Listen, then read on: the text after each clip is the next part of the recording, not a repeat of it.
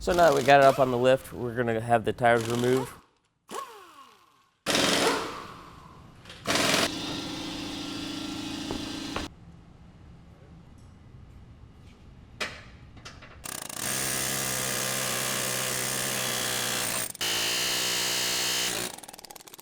And then we're going to go ahead and start removing all the hardware for the brake lines and vacuum lines.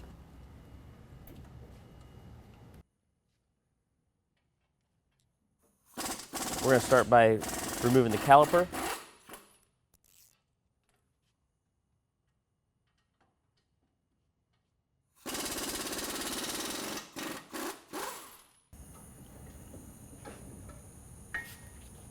We're going to secure it with the bracket.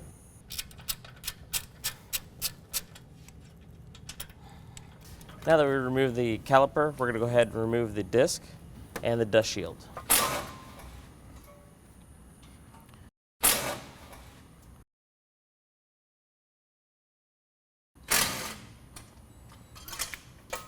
Now we're going to go ahead and remove the ABS sensor.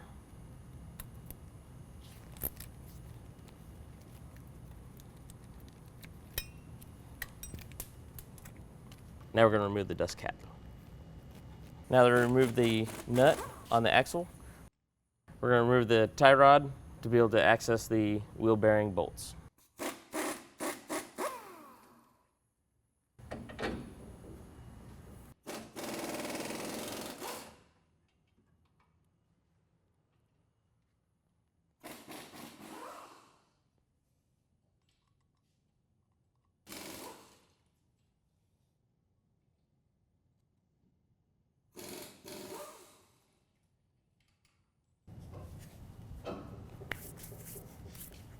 To safely remove the knuckle, we're going to go ahead and loosen the two nuts on the ball joints, enough to allow us to relieve the pressure off the ball joint from the knuckle.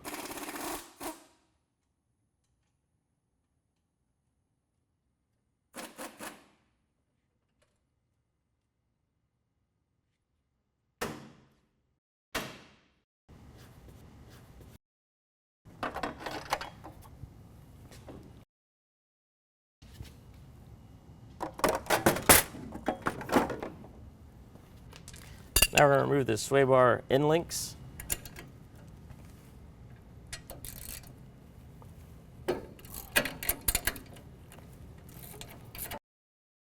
Now we're going to go ahead and remove the two factory dust shields.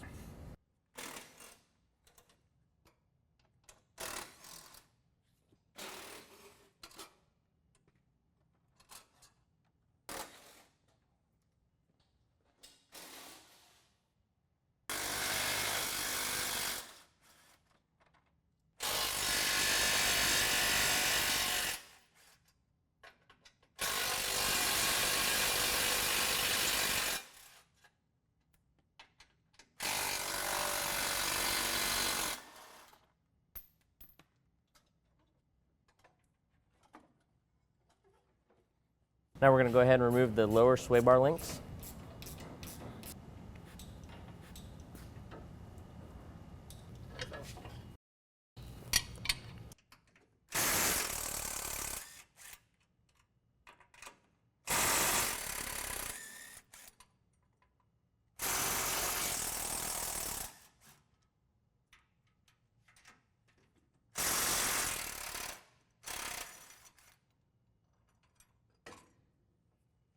Now we're going to go ahead and remove the passenger side axle.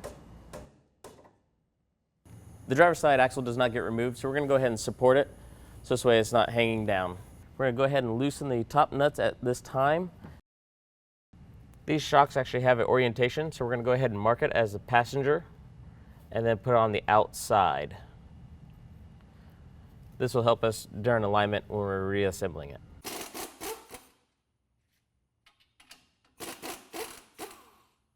Now that we have the two lower nuts removed from the shock and the top one's loose, we're going to go ahead and remove the lower control arm.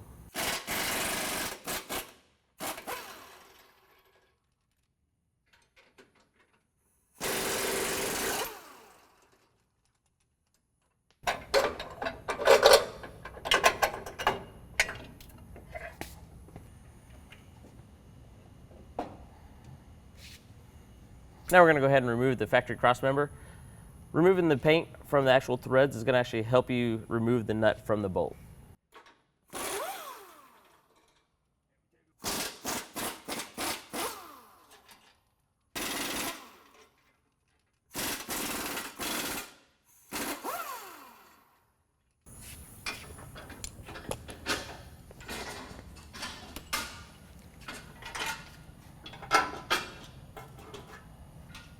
Now we're going to go ahead and remove the differential drive shaft.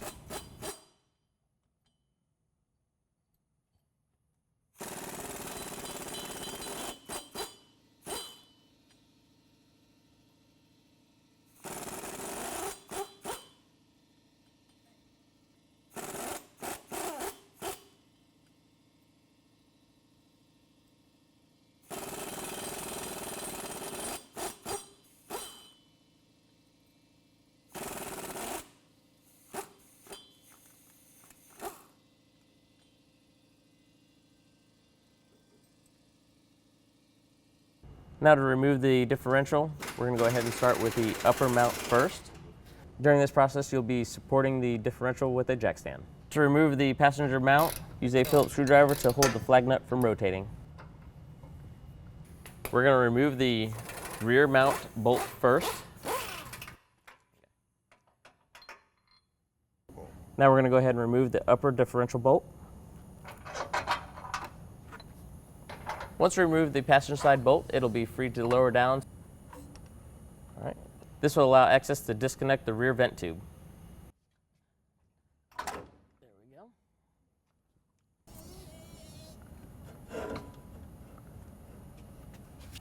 There we go.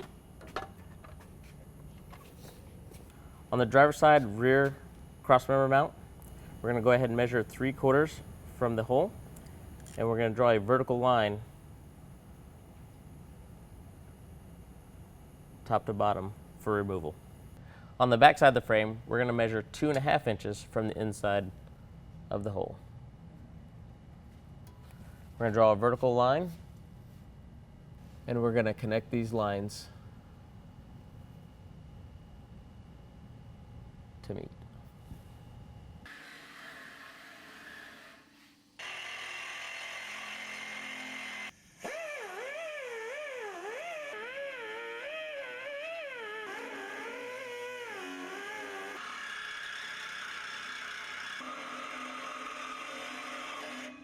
Now we're going to test fit the rear lower cross member and verify clearance. Who's calling?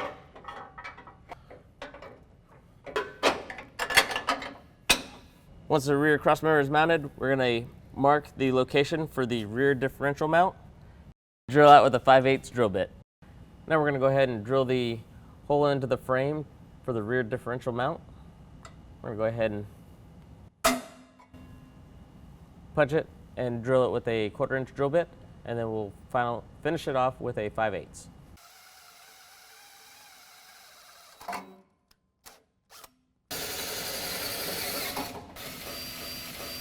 Now that we've got everything cut down, we're going to go ahead and clean the edges and prepare it for painting. We're going to go ahead and secure this to the frame. We're going to be welding in the 3 angles. We're going to have to remove the paint so we have a good welding surface.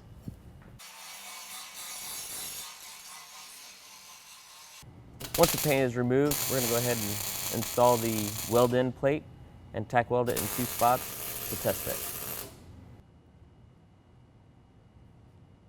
Once the bracket is cooled, we want to make sure that it is vertical with the vehicle. Then we're going to install the 2 brackets to make sure it'll all line up. Once we verify that the holes will line up, we're going to go ahead and remove the brackets and weld the plate.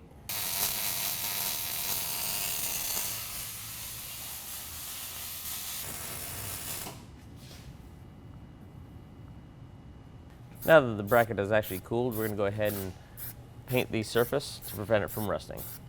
We're going to go ahead and install the differential drop brackets. Make sure you orientate the L bracket on the driver's side in the correct manner. That'll actually go to the weld plate. And same thing with the passenger side. We lifted up the differential and put the driver's side and passenger side mounts in spot. We're going to leave them loose so we can go ahead and install the rear crossmember. There you go. Go ahead and bungee this again.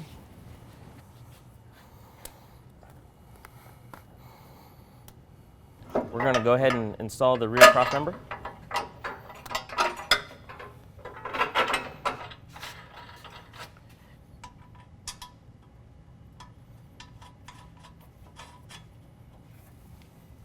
Now we're going to use the supplied hardware for the remaining brackets.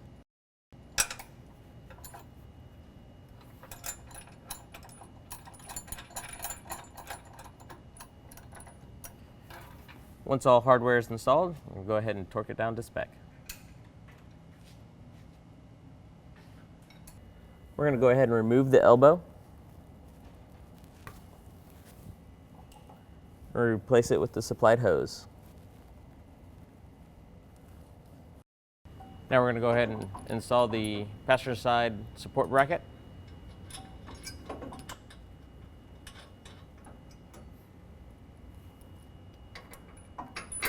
This bracket will get tightened down at the same time the rear crossmember does.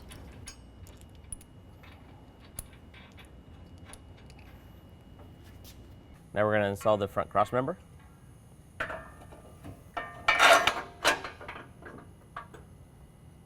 You got your side? Yeah, I got my side. I got that.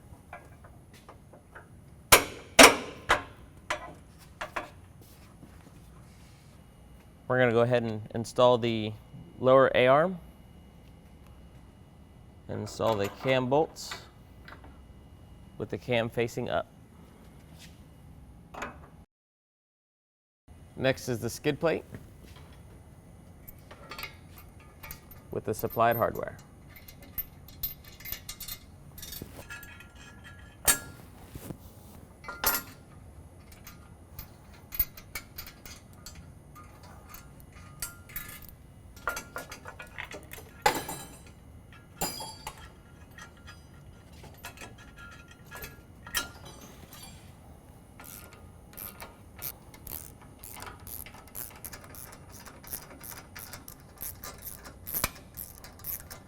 Now we're going to install the sway bar drop bracket.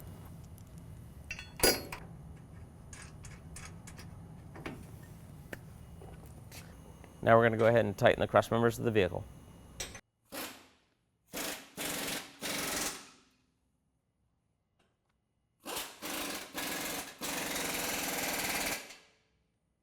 We're going to torque these down to 222 foot-pounds of torque.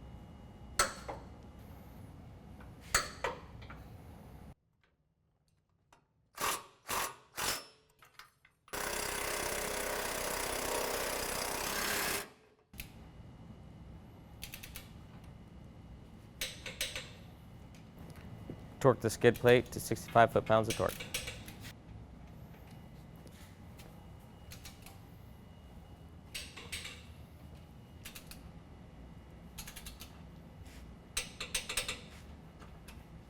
Torque the sway bar drop brackets to 35 foot-pounds of torque.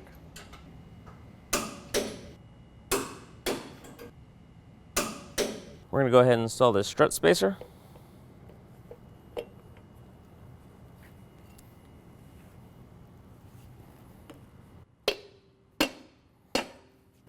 On some vehicles, the factory hardware will be too large to fit in there. It may be required to purchase some replacement hardware that'll give us the clearance we need.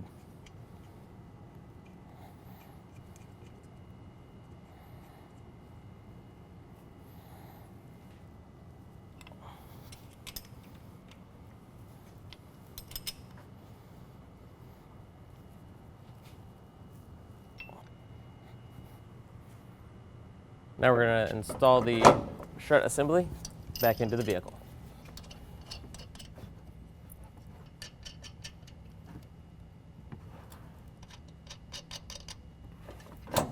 We're going to go ahead and install the passenger axle at this time.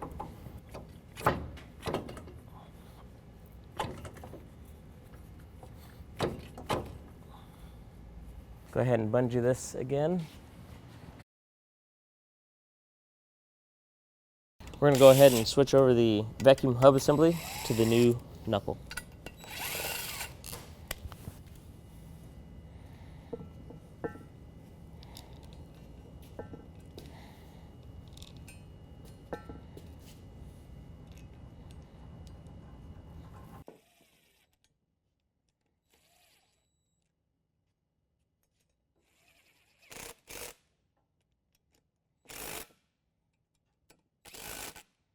Now we're going to go ahead and install the bearing assembly.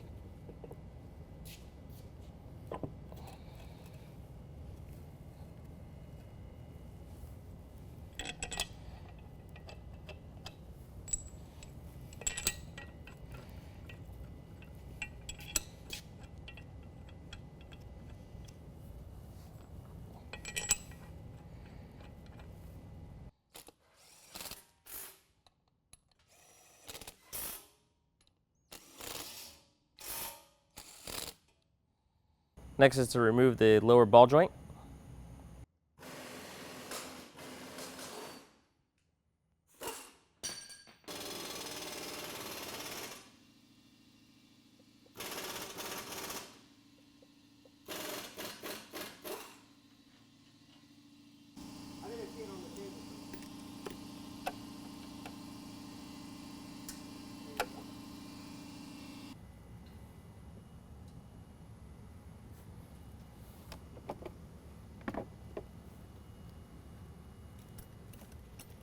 Now we're going to go ahead and hook up the lower control arm.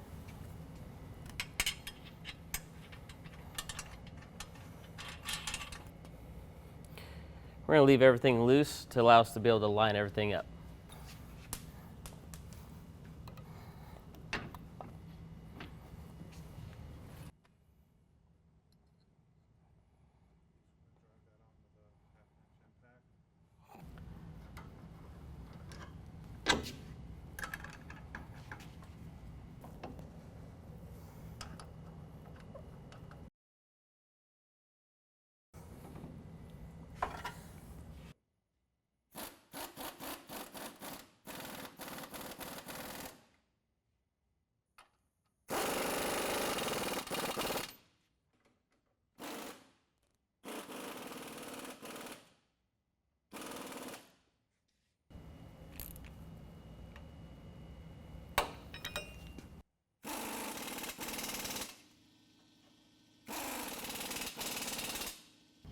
Now we're going to install the brake line drop bracket using the factory hardware and the supplied hardware on the lower part of the bracket.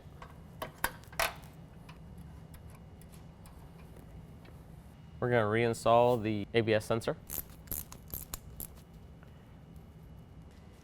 We're going to install the dust shield using the factory hardware.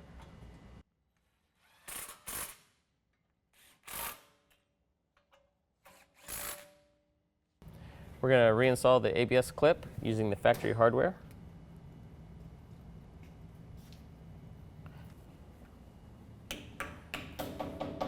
We're going to install the rotor and caliper at this time.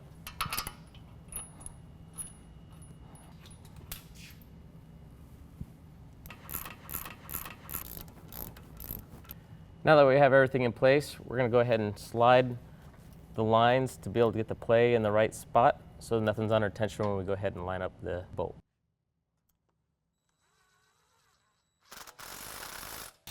We're going to tighten the upper strut mount to 35 foot-pounds of torque.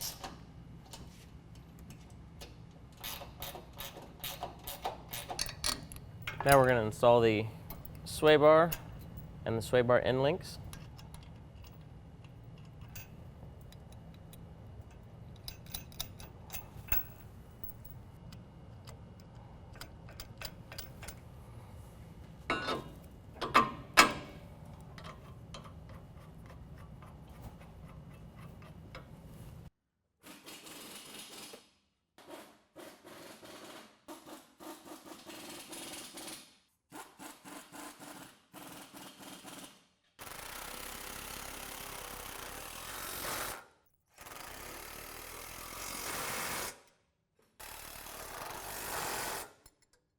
Now we're going to install the drive shaft spacer.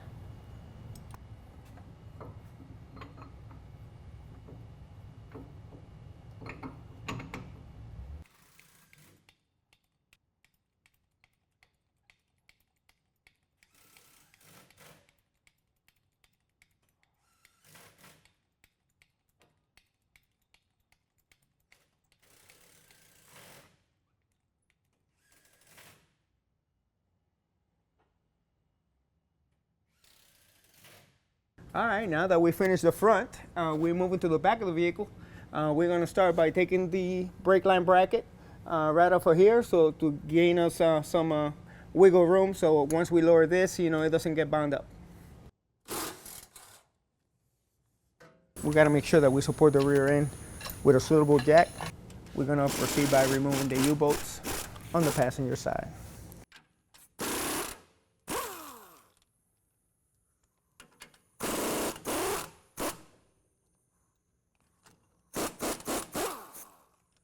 Now we're going to go and remove the bolt that holds the shock, so we can drop the axle down and be able to put our block in.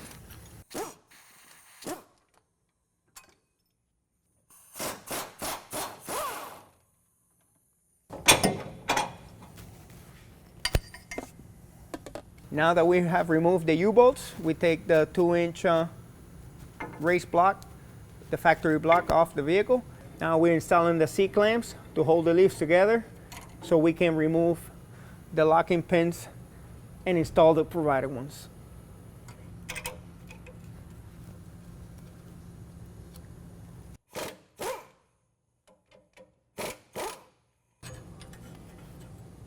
Now we're going to install the supplied pins for the rear leaf spring, and of course, according to the instructions, the longer side faces the front, the taper bolt faces the rear of the vehicle.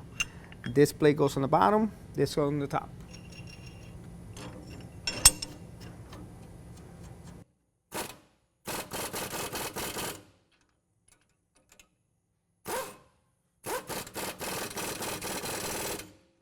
Now we can go ahead and remove the C-clamps. All right, now we get to put the 4-inch block with the wing facing towards the inside of the vehicle for the bomb stop to reach. In some cases, it's necessary to use a ratchet strap to align the pins to the aftermarket block and the leaf spring. Now we're going to install the U-bolts using the factory base plate. We're just going to snug them because eventually, once everything is completed, we're going to lower it to the floor and we're going to torque the nuts at that point.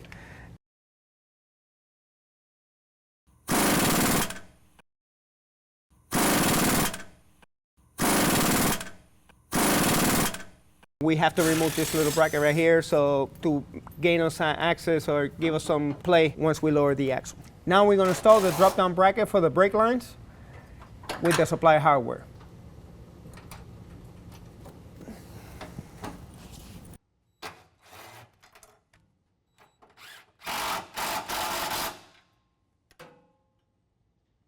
Now we're going to install the rear cross member using the supplied hardware.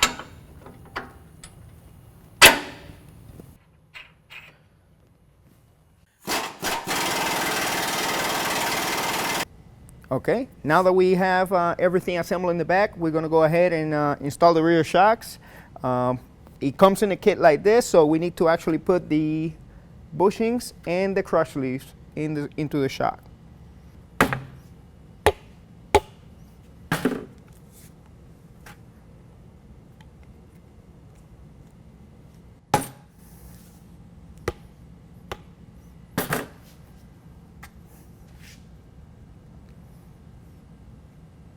Okay, now that we install the bushings and the crush leaves, we get to install the shock to the truck.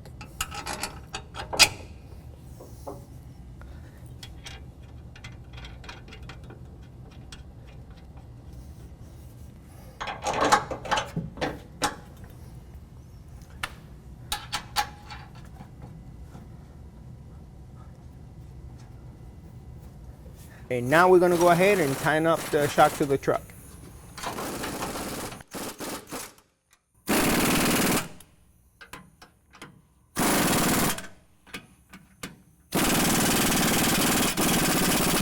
Okay, now we move to the front and we're going to tighten up the lower control arm bolts. It is best if you set it right on a neutral point facing up and get it tightened so the guys at the alignment shop, has a good starting point to go by.